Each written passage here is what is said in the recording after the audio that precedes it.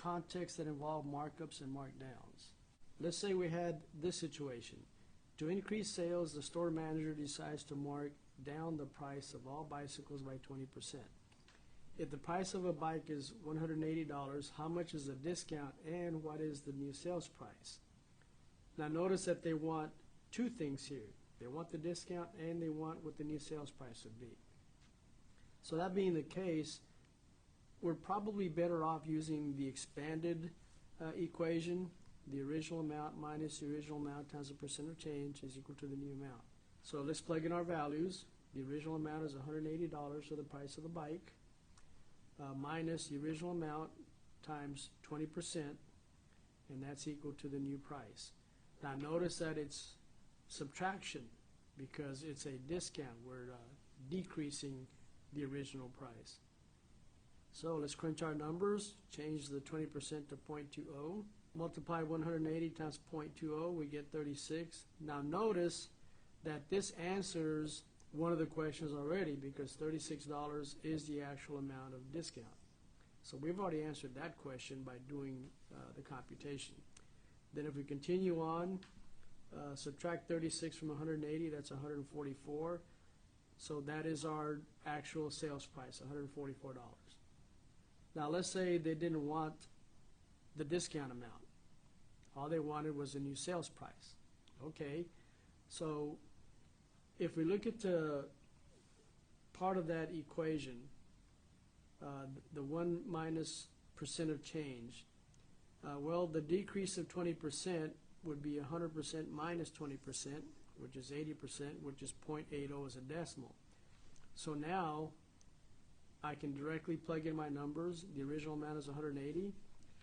The percent change would be 0.80, and that's going to give us the sales price directly, which is $144. Now, if we had done it this way, and they also wanted to know the actual discount, well, we can just take this a step further. We know that if you take the difference between the original price that they had it marked at and subtract the actual selling price, that's going to give us the amount of discount. So the original price was 180. We got it for 144.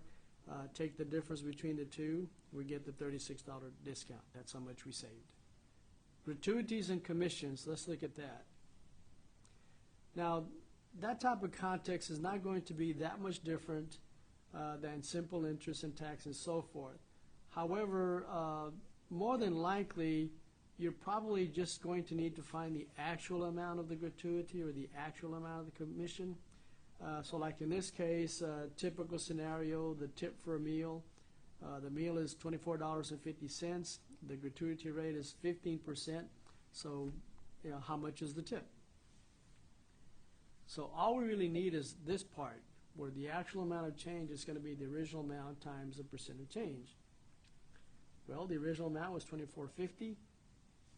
It's a 15% gratuity, and when we multiply those two, that'll give us the actual tip amount.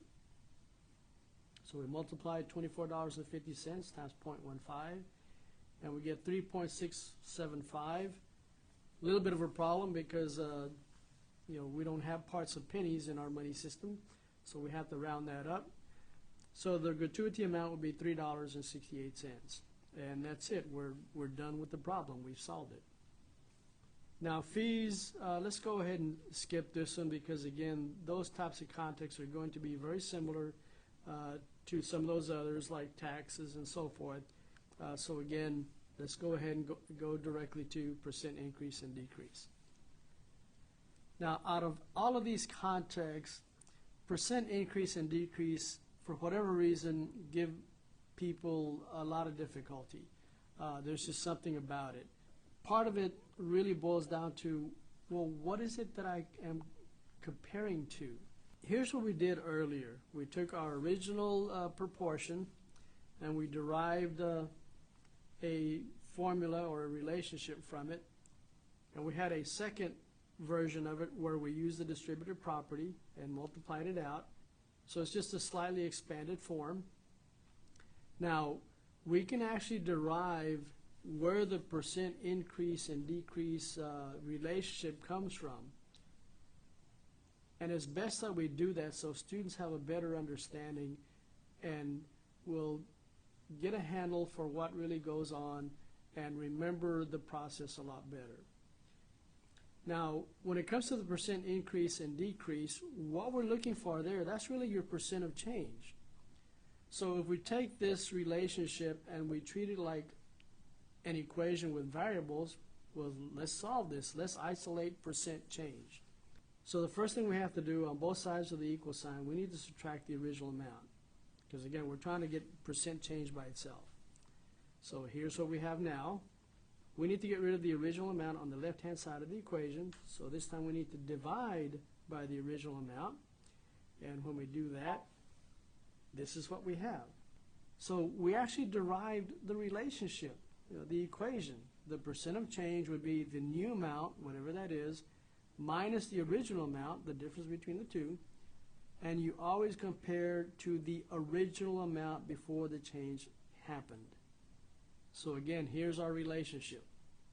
Again, the percent increase or decrease, which would be your percent change, is always going to be the difference of the two amounts compared to the original amount. And it's always the new amount, that includes whatever the change was, minus the original amount before the change happened. If it's a percent increase, the difference between the new amount and the original amount will be positive. If the difference between the new amount and the original amount is negative, then that's going to be a percent decrease. So let's look at some examples. John's rent is $400 per month, but it will go up to $500 next month. Ouch. What's the percent increase in his rent? Okay, so we've already determined that to get the percent increase in this case, we're going to take the new amount minus the original amount and compare it back to the original amount.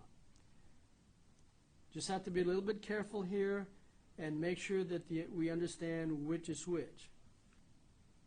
The original amount was $400, so we plug 400 in place of the original amount, and then $500 is the new amount. That's what we're going to have to pay after the increase. So if we take the difference between the two, that's 100 over the original amount of 400, convert that to a decimal and then to a percent, so we get 25%. So if you start off with a rent of 400, it goes up to $500, that's a 25% increase in the rent. Let's look at a second scenario. John's health insurance is $500 a month. He found a better rate of $400 a month. What's the percent decrease in his monthly health insurance? Okay, start with our basic fundamental equation. Figure out, okay, new amount and original amount.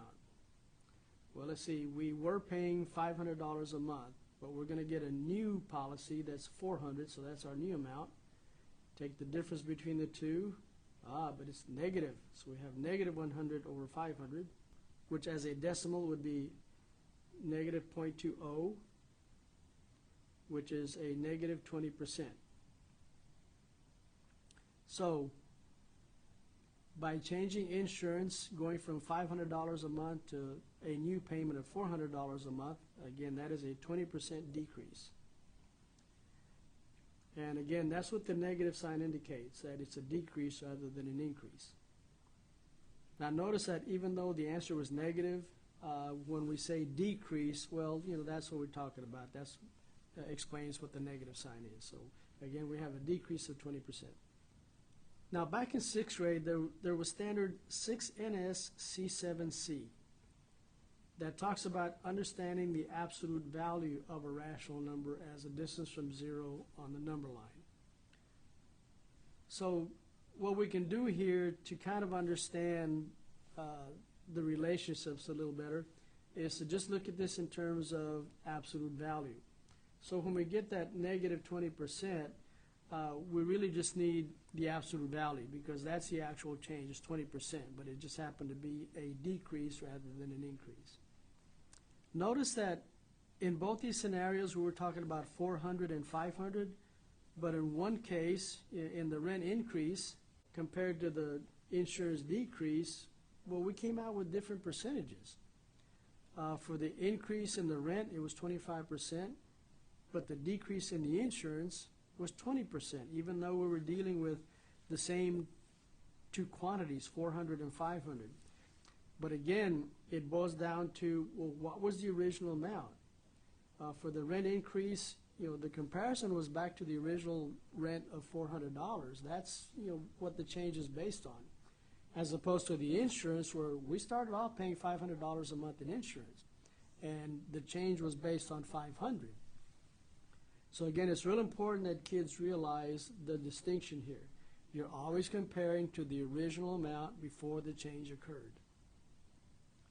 Again, it's very important here, even though we were dealing with the same numbers, that we are always comparing back to the original amount. In this case, for the rent increase, we were comparing to 400, as opposed to the insurance decrease where we started off at 500. Again, very, very important that kids realize the distinction here. You always compare the difference of the two amounts to the original amount before the change occurred. Let's look at percent error, and these types of contexts will be very similar to the percent increase or decrease. It's basically the same thing. So percent error, percent change, the same idea, but there is some distinction. There might be a little bit more difficulty determining, well, which is the new amount and which is the original amount. Again, you're still going to take the difference between the two, and again, depending on the context, it's going to always be a case where the original amount is going to be what's being used for comparison. Again, the decision here is going to be a little bit more difficult, but again, in a percent error situation, what am I going to compare to? Let's look at an example of a percent error context. Let's say there are 480 jelly beans in a jar. Marla guessed that there's 450 of them. What was the percent error? Okay. Now, we're going to use the same basic equation that we had for percent change. Now we have to figure out, well, what are we going to use for the new amount and the original amount? Well, the amount that's going to be used for comparison is the actual amount of jelly beans, because we're going to see how far off that the guess was. So the actual amount is going to be the original amount, and the new amount should be what was guessed. Okay, so now to get the percent error, we're going to take the guessed amount and subtract the actual number of jelly beans and compare that to the actual number of jelly beans. So we plug in our numbers. She guessed 450, and the actual amount of jelly beans is 480. So it's 450 minus 480 compared to 480. We get a minus 30 over 480, which as a decimal will be a negative 0.0625. Convert that to a decimal, that's 6.25%. Now, the percent error is 6.25%, but hey, wait a minute, there was a negative involved here. Well, okay. Going back again to that absolute value standard back in 6th grade, 6NS C7C. So let's do this in terms of absolute value. So we had a percent error of negative 0.0625, but if we just look at the absolute value, the error is 6.25%. What happens here is that, again, the negative just indicates where we were as far as the actual guess. She guessed 450, so she was actually low on her estimation. So again, it's a negative. That shows that she was underestimating instead of overestimating. One more example of percent error. The marketing department estimated $400,000 in sales for the year. The actual sales were $450,000. What was the percent error in the sales estimate? Again, let's go ahead and do this directly with absolute value. Now we need to decide, well, what amount is which? Well, the amount that we're going to compare it to is the actual sales amount. So the actual sales amount was $450,000. So we're going to take the estimated amount and subtract the actual amount and compare it to the actual amount to get our percent error. So we're going to have 400,000 minus 450,000, absolute value. Compare that to the actual sales of 450,000. We get a negative 50,000 over 450,000, which is 0.1111 repeating, which is 11.11%. And again, we're not worried about positive or negative because we just want the actual percent error. So it's a little over 11%. And again, the reason it was a negative difference was because, again, we underestimated. We guessed 400,000 and the actual sales were 450,000. Let's look at our standards for mathematical practice.